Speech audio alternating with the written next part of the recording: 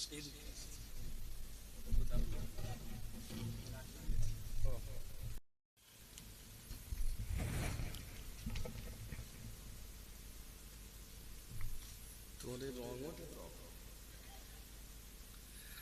عليكم ورحمة الله وبركاته. نحمده ونستعينه ونستغفره ونعوذ بالله من شرور أنفسنا ومن سيئات أعمالنا. من يهده الله فلا مضل له ومن يضلله فلا هادي له. ونشهد أن لا إله إلا الله وحده لا شريك له. ونشهد أن سيدنا وحبيبنا وسندنا ومحبوبنا ومرشدنا ومولانا محمدا عبده ورسوله أرسله بالحق بشيرا ونذيرا وداعيا إلى الله بإذنه وسراجا منيرا. فقد قال الله تبارك وتعالى في كلامه المجيد وفي الفرقان الحميد: إن الله وملائكته يصلون على النبي يا أيها الذين آمنوا صلوا عليه وسلموا تسليما. اللهم صل على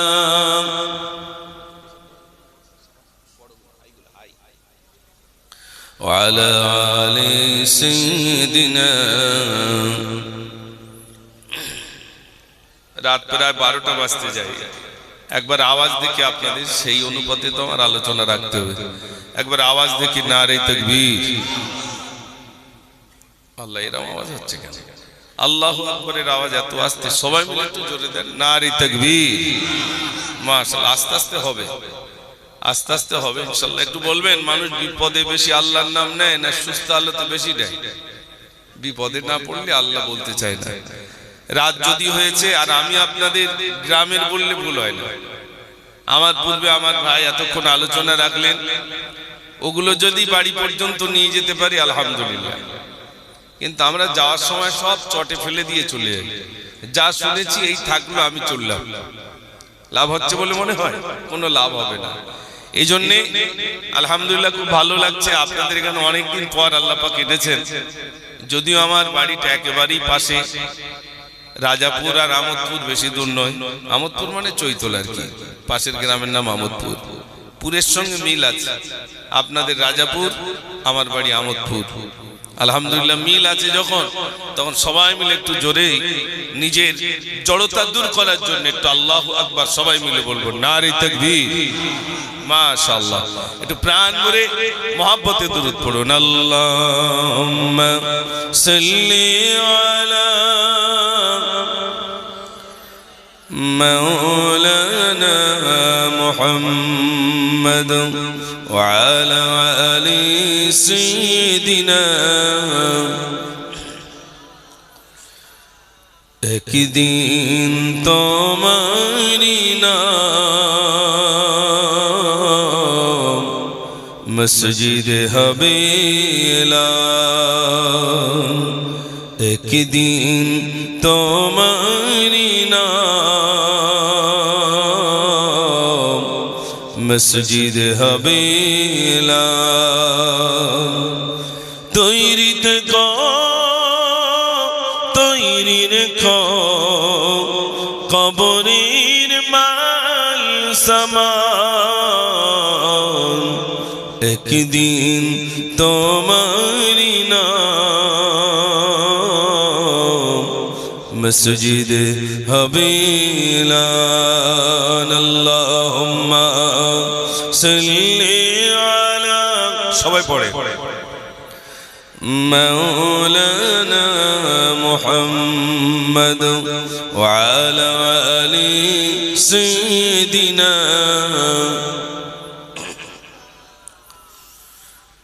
সাল্লাল্লাহু আলাইহি ওয়াসাল্লাম।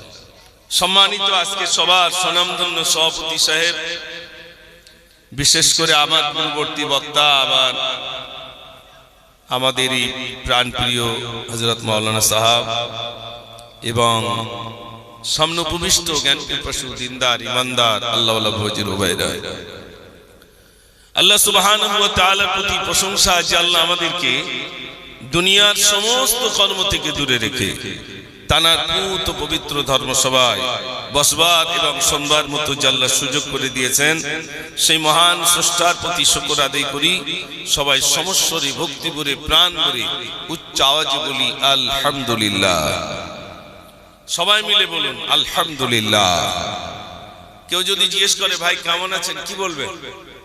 আলহামদুলিল্লাহ ভালো আছি। সঙ্গে সঙ্গে বলবেন। আমরা অনেকেই বলি কোন রকমে কেটে কুটে যাচ্ছে, যুবকরা বলে না কোন রকমে কেটে কুটে যাচ্ছে, এরকম বলবেন না। যখনই জিজ্ঞেস করবে ভাই কেমন আছেন, আলহামদুলিল্লাহ ভালো আছি। মা কেমন আছেন, আলহামদুলিল্লাহ ভালো আছি। আব্বা কেমন আছেন, আলহামদুলিল্লাহ। ব্যবসা কেমন চলছে, আলহামদুলিল্লাহ। যত বেশি শুকরিয়া আদায় করবেন আল্লাহ পাক তত বেশি নিয়ামত বাড়িয়ে দেবেন। জোরে বলুন না সুবহানাল্লাহ। নিয়ামত বোঝেন তো, বরকত বাড়িয়ে দেবেন, আরো বাড়িয়ে দেবেন। তো আমরা শুকরিয়া আদায় করতে পারি না। আল্লাহ পাক এর শুকরিয়া আদায় করে করে শেষ করতে পারবো না। আল্লাহ কোরআন পাকের ভিতরে বলছেন কুল্লাউ কানাল বাহরু মিদাদান লিকালিমাতি রাব্বি لنفد البحر قبل أن تنفد كلمات ربي ولو جئنا بمثله مددا الله رب العالمين বলেন পৃথিবীর সমস্ত পানিগুলো নিয়ে যদি তোমরা কালি বানাও, পৃথিবীর সমস্ত গাছগুলো কেটে কেটে যদি তোমরা কলম বানাও, এরপরে যদি আমার প্রশংসা লিখতে থাকো, লিখতে লিখতে লিখতে তোমাদের কালিগুলো শেষ হয়ে যাবে, তথাপি আমার প্রশংসা লিখে লিখে শেষ করা যাবে না। একটু জোরে বলুন না সুবহানাল্লাহ।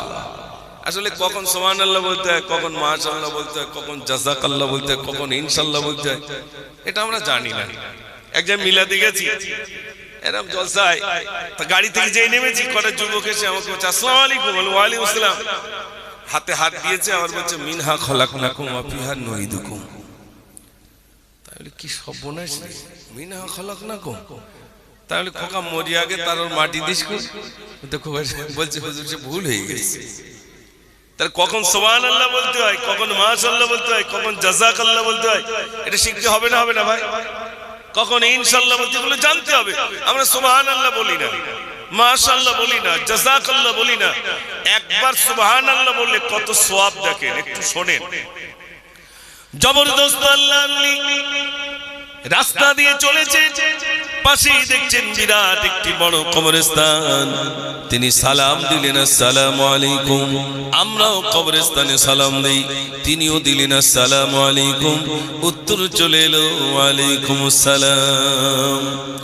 আল্লাহর ওই কাশ্মীর ভিতরে দেখেন আল্লাহর একজন বান্দা কোরআনে হাফেজ কবরে শুয়ে শুয়ে কোরআন তেলাওয়াত করেন। সালাম দিলেন, বললেন কতদিন ধরে কবরে কোরআন শরীফ পড়েন? বলছে কতদিন ধরে কবরে কোরআন পড়ি জানি না, তবে কবরে শুয়ে শুয়ে এক খতম নয়, দুই খতম নয়, বরং ৭০,০০০ খতম পড়েছি। একটু জোরে বলুন না সুবহানাল্লাহ। কত হাজার? ৭০,০০০।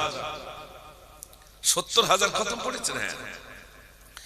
ভাইরা মা, তিনি বলেন আমার ৭০,০০০ খতম বিক্রি করে দেব। কাকে বিক্রি করবে? বলছে দুনিয়ায় বেঁচে থাকা বান্দা একবার সুবহানাল্লাহ বলবে, ওই সুবহানাল্লাহ সওয়াবটা যদি আমাকে দিয়ে দেয়, বিনিময়ে আমি তাকে ৭০,০০০ খতম দিয়ে দেব। এগুলো আমরা বলতে চাই না। সুবহানাল্লাহ, মাশাআল্লাহ, জাযাকাল্লাহ, ইনশাআল্লাহ, আলহামদুলিল্লাহ, এগুলো শিখতে হবে না, হবে না ভাই? আসলে নিজেকে পরিচয় দিতে চাই না। চার দোকানে গিয়ে বলি দাদা জলটা একটু দেন দিন, কেন ওদের না বুঝতে পারে মুসলমান। বুঝলি তো সমস্যা। যোগী আদিত্যনাথ তিনি বলছেন ফখর সে কাহো হাম হিন্দু, আর আমরা মুসলমান চুকুর গুটিয়ে রয়েছি। কেন আমি বলতে পারি না যে ফখর সে কাহো হাম মুসলমান? ঠিক কিনা ভাই? লজ্জা কিসের? কিসের লজ্জা? কিসের ভয়? আমি মুসলমান।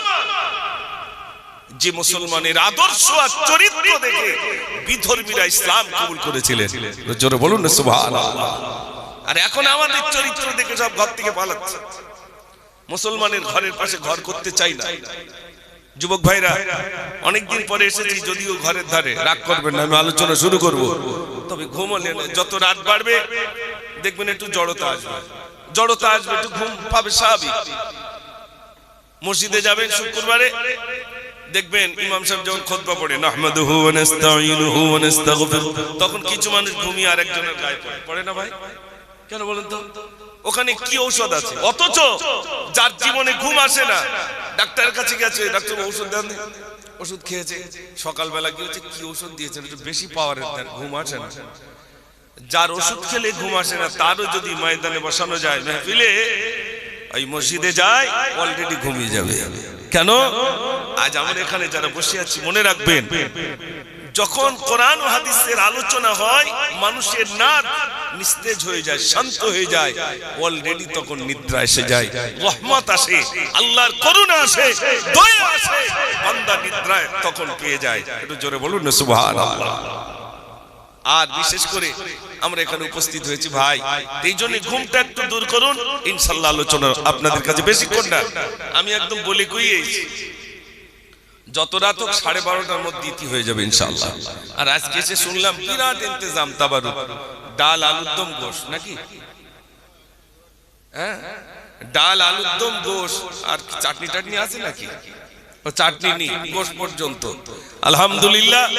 তাহলে বিরাট ইন্তজাম খানা পিনা, আর এই প্যান্ডেল ট্যান্ডেল বিরাট কিছু, তাও আবার একদিন না, এখন 2 দিন করে হয়, এরপরে 3 দিন হবে, দিন বাড়বে। কেন? সেই তো ডেকরেটার একদিনের ভাড়া যা নিচ্ছে, তাতে 2 দিন করলে অসুবিধা কি? 2 দিনের ভাড়া নেবে, একদিনের ভাড়া যা, 2 দিনের ভাড়া তাই, এরপরে 3 দিন। যুবকদের ভিতর প্রতিযোগিতা হচ্ছে, ওরা 3টে গরু ফেলেছে, আমরা 4টে গরু ফেলবো। ওরা মেটিয়া পুরুষতে বক্তা এনেছে, আমরা আরবের তা আনবো। প্রতিযোগিতা হচ্ছে না ভাই? প্রতিযোগিতা হচ্ছে। এই প্রতিযোগিতায় তো লাভ হবে না ভাই। আসলে আমাদের ভিতরে ইখলাস নেই। ইখলাস বলতে সৎ নিয়ত নেই, যে জলসা দিলাম তো এ থেকে কিছু নিয়ে যাব আলহামদুলিল্লাহ। যদি এই সৎ মন মানসিকতা, সৎ নিয়ত থাকে, তো আমাদের জলসা দেওয়াটা আমাদের জন্য নাজাতের কারণ বনে যাবে। জোরে বলুন না সুবহানাল্লাহ। তো বলছিলাম আল্লাহ শুকরিয়া, বেশি বেশি করে আল্লাহ শুকরিয়া আদায় করুন। আল্লাহ রাব্বুল আলামিন আবার বলেন, সারা পৃথিবীর পানিগুলো যদি তোমরা পুনরায় ডবল বানাও, ডবল বানানোর পরে যদি তোমরা কালি বানাও, কালি বানানোর পরে যদি আমার প্রশংসা লিখতে থাকো, লিখতে লিখতে লিখতে তোমাদের কালিগুলো শেষ হয়ে যাবে, তথাপিও আমার প্রশংসা লিখে লিখে শেষ করা যাবে না। আল্লাহ রাব্বুল আলামিনের শুকরিয়া আদায় করে শেষ করতে পারবো না। আসমান দেখেন, জমিন দেখেন, কুল কায়নাত দেখেন, ইন্না ফি খালকিস সামাওয়াতি ওয়াল আরদ, এগুলো তো জ্ঞানী মানুষের নিদর্শন। এই আসমান, এই চন্দ্র, এই সূর্য, এ সব জ্ঞানী মানুষের নিদর্শন। এগুলো দেখবে আর নির্ণয় করবে তাহলে আমার আল্লাহ কত মহান। ভাইরা, এখানে যত ভাইরা আছেন, আমি আপনাদের কাছে বলতে চাই, রবকে চিনতে হবে, আল্লাহকে চিনতে হবে। আল্লাহ রাব্বুল আলামিনকে যখন মানুষ চিনে নেবে, তখন ইবাদত করাটা আমার আপনার জন্য সহজ হবে না, হবে না ভাই? দেখবেন সারা পৃথিবীর মানুষ যত ধর্মাবলম্বী আছে, আমরা 3টে জিনিস বিশ্বাস করি। মায়ের গর্ভে ছিলাম বিশ্বাস হয়, দুনিয়ায় এসেছি বিশ্বাস হয়, মৃত্যু হবে বিশ্বাস হয়, কিন্তু তারপরেরটার বিশ্বাস হয় না যে আমাদের পুনরায় আবার তুলবে। ঠিক বলছি না ভুল বলছি ভাই? শুধুমাত্র ইসলাম ধর্মাবলম্বী আমরা যারা, আমরা বিশ্বাস করি আমাদেরকে পুনরায় আবার জিজ্ঞাসাবাদ করা হবে। এটার উপর বিশ্বাস আছে তো নাকি? আমরা কলমা পড়েছি না, আমানতু বিল্লাহি ওয়া মালাইকাতিহি ওয়া কুতুবিহি ওয়া রুসুলিহি ওয়াল ইয়াউমিল আখির ওয়াল কদরি খাইরিহি ওয়া শাররিহি মিনাল্লাহি তাআলা ওয়াল বা'থ বা'দাল মাউত। যুবক ভাইরা আজ এখানে যারা উপস্থিত হয়েছেন, মনে রাখতে হবে, আমি একটু আগে এর আগে ছিলাম সিরাজপুরে, সেখানকার মিলাদ দেওয়ার উদ্দেশ্যটা শুনলাম যে মাসুম শিশু বাচ্চা যারা মারা যায় তাদেরকে একটা জায়গায় কবরস্থ করা হয়, সেটাকে কেন্দ্র করে জলসা। তা আমি অবাক হলাম যে ছোট্ট ছোট্ট বাচ্চা যারা ইন্তেকাল হয়েছে তাদের জন্য আবার আলাদা ব্যবস্থা, তাদের জন্য আলাদা জায়গা, সেখানে সব মাসুম শিশু বাচ্চাদের আপনার কবরস্থ করা হয়েছে। মাসুম তো বেগুনাহ, ওর তো কোনো গুনাহ নেই, তো হিসাবটা দেবে কি? তার তো কোনো হিসাব হবে না, বিনা হিসাবে আল্লাহ পাক তার জান্নাত দিয়ে দেবেন। জোরে বলুন না সুবহানাল্লাহ। মুশকিল তো আমাদেরই জন্য, আমরা যারা 12 বছর থেকে নিয়ে পর্যন্ত গোনায় গোনায় গোনায় জর্জরিত। এখানে যারা আছেন সত্যি কথা বলবেন, সারা রাত তাস খেলে ফজর হয়ে গেছে, এরকম লোক রাজাপুরে পাওয়া যাবে না? যাবে না, একটু জোরে বলতে হবে। আচ্ছা, সারা রাত ফেসবুক চালিয়ে ফজরের নামাজের আজান হয়ে গেছে, এরকম লোক খুঁজে পাওয়া যাবে না? যাবে না, জোরে বলে। পাবজি খেলতে খেলতে রাত পার, ফ্রি ফায়ার খেলতে খেলতে রাত পার, এ লোকের অভাব নেই। কিন্তু একটু বলবেন, আল্লাহর ভয়েতে রোনাজারি করতে করতে, নামাজ আদায় করতে করতে রাত পার হয়েছে, তাসবিহ তেলাওয়াত করতে করতে, কোরআন তেলাওয়াত করতে করতে একটা রাত পার করেছি, এমন লোক খুঁজে পাওয়া যাবে বলে মনে হয়? জোরে বলে। দূরবীন আনলে তাও পাওয়া যাবে? তাও পাওয়া যাচ্ছে না, দূরবীন এনেও পাওয়া যাচ্ছে না। একদিন মিলাদ দিয়ে কাজ হবে বলে মনে হয়? এ তো পানা পুকুরে ঢিল মারার মতো, যতক্ষণ পানা পুকুরে ঢিল পড়ে পানা সরে যায়, ঢিল মারা বন্ধ, আবার পানা। জোরে বলে। এক জায়গায় শুধু ছুটিটা দিলেই হয়, বলে ছেড়ে দিয়ে একটা মারি তাড়াতাড়ি, শীত লেগে গেছে, তার মানে তখন বোঝা যাবে পানা এক জায়গায় হয়ে গেছে, ওই ঢিল পড়ছিল তাই তাই পানি পানা ফাঁকা হয়ে গেছে, আর ঢিল মারা বন্ধ, পানা আবার এক জায়গায়। কটা লিকের কথা বলবো, কটা দুঃখের কথা বলবো। এখানে অনেক যুবক আলহামদুলিল্লাহ, ওই দেখেন হিন্দু ভাইদের হাতে মোবাইল, তারা মোবাইল নিয়ে সফটওয়্যার ইঞ্জিনিয়ার হচ্ছে, তারা সফটওয়্যার তৈরি করছে, তারা বিভিন্ন ম্যাপ তৈরি করছে, তারা মানুষের জ্ঞান কিভাবে আরো ঊর্ধ্বে চলে যায় তার জন্য বিভিন্ন কিছু প্ল্যান তৈরি করছে। আর আমার আপনার ঘরের ছেলেরা পাবজি আর ফ্রি ফায়ার খেলে গেলে ব্রেনের তার কেটে ফেলছে, বোম ভোলা, দুই হাত দিয়ে শুধু আঁচড়াচ্ছে। এর জন্য সব ছেলেদের দোষ বলে মনে হয়? একটু জোরে বলে। ছেলেদের দোষ কি করে? যেই শিশু বাচ্চা জন্ম নিলে একটু বড় হয়েছে, আউমাউ করতে শিখেছে, তখন বাচ্চা শেখাচ্ছে বুড়ির কার্টুন দেখ আর ভাত খা। প্রথম শিক্ষা বুড়ির কার্টুন দেখ। তাহলে একটা বাচ্চা প্রথম থেকে বুড়ির কার্টুন দেখতে দেখতে ছড়ির কার্টুন, ছড়ির কার্টুন দেখতে দেখতে কি দেখবেন আল্লাহ জানে। ঠিক বলছি না ভুল বলছি? তা আমার বাড়িতে আমার কারখানায় যে বাচ্চাটা তৈরি, এটা তো 2 ঘন্টা 4 ঘন্টার মাদ্রাসা, এটা তো 6 ঘন্টার স্কুল, 6 ঘন্টার ইউনিভার্সিটি, 6 ঘন্টার একদম আপনার এটা একটি মাদ্রাসা পাঠশালা বলা যায়। কিন্তু যে জায়গায় তৈরি হবে, যে প্ল্যাটফর্মে বাচ্চা তৈরি হবে, সেই জায়গায় গলদ আছে না নাই? আছে। ভাইরা, আমাদের ছেলেগুলো কেন পঙ্গু হয়ে যাচ্ছে শোনেন। বড় পীর আব্দুল কাদের জিলানী রাহমাতুল্লাহ আলাইহি ও